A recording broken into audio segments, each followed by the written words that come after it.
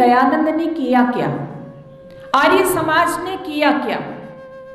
एक जगह एक पंडित जी प्रवचन कर रहे थे। जैसे ही प्रवचन समाप्त हुआ, एक माताजी उनसे मिलने के लिए आई और कहा कि पंडित जी, आपने बहुत अच्छा प्रवचन दिया, बहुत अच्छे विचार प्रस्तुत किए। मैं चाहती हूँ कि आज शाम को भोजन मेरे घर पर हो। पंडित जी ने कहा ठीक है। शाम को माता जी ने जब उनको निमंत्रण दिया तो जैसा समय बताया था, पंडित जी शाम को माता जी के घर पर पहुंच गए। माता जी के घर पर पहुंचे, माता जी ने आदर सत्कार किया और भोजन के लिए बिठा दिया। भोजन में माता जी ने अनेक प्रकार के व्यंजन बनाए थे और उन व्यंजनों को पंडित जी को धीरे धीरे करके परोस दिया। पंडित जी भोजन करने लगे, लेकिन भोजन करते करते पंडित जी देख रहे हैं कि एक थाली में कुछ पापड़ भी रखे हुए हैं। पंडित जी को पापड़ बहुत पसंद थे, लेकिन पंडित जी देख रहे हैं कि भोजन समाप्ति की ओर है, लेकिन माता जी का तो पापड़ों की तरफ ध्यान ही नहीं है। माता जी तो पापड़ देना ही भूल रही है। पंडित जी ने कहा कि अब क्या किया जाए। तो पंडित जी के दिमाग में एक विचार आया।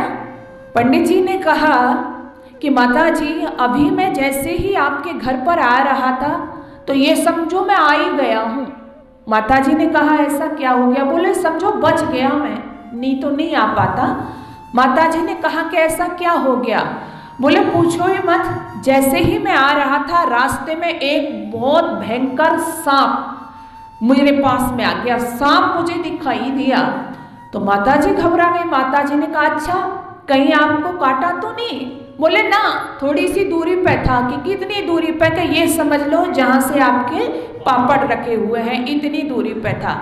माता जी को ध्यान आया कि अरे पंडित जी, मैं तो पापड़ देना आपको भूल ही गई थी। तो पंडित जी ने कहा कि मेरा काम याद दिलाना ही है, मैं पापड़ याद दिलाना ही चाह रहा था। तो ठीक इसी तरह से ऋषि दयानंद ने क्या किया जो हम भूल चुके थे। तो स्वामी दयानंद स्वयं कहते हैं कि कोई नया मत महजब संप्रदाय चलाने का मेरा लेश मात्र भी उद्देश्य नहीं है। आप जरा विचार कर लो, ऋषि दयानंद चाहते, आज हम लोग यही तो कहते हैं अरे जरा सा थोड़ा सा हटने में क्या होता है। ऋषि दयानंद यदि चाहते उस समय थोड़ी सी बात मान लेते। उनसे यही तो कहा गया था कि आप मूर्ति पूजा का विरोध करना छोड़ दें। एक लिंग की जो गद्दी हुआ करती थी उस समय ये कहा गया था इसके तुमको महंत बना दिया जाएगा, लेकिन ऋषि दयानंद ने साफ मना कर दिया था कि जो सत्य है मैं वही कहूंगा, सत्य के विमुख मैं कुछ भी नहीं कह सकता। और जो हमारी परंपराएं थी जिनको हम भूल चुके थे, उन्हें हमारे समक्ष समाज के समक्ष पुनर्जीवित किया, ये सबसे बड़ा कार्य था। ऋषि दयानंद की विचारधारा से, चाहे हमने जो स्वतंत्रता का युद्ध लड़ा, स्वतंत्रता संग्राम में भी जो विचारधारा ऋषि दयानंद की ने काम किया, अनेक आर्यों ने जो आर्य समाज से प्रभावित थे बढ़ चढ़ करके अपना योगदान दिया। तो ऋषि दयानंद की जो भूमिका है क्या रही समाज में, मैं चंद शब्दों में उसको नहीं बता सकती।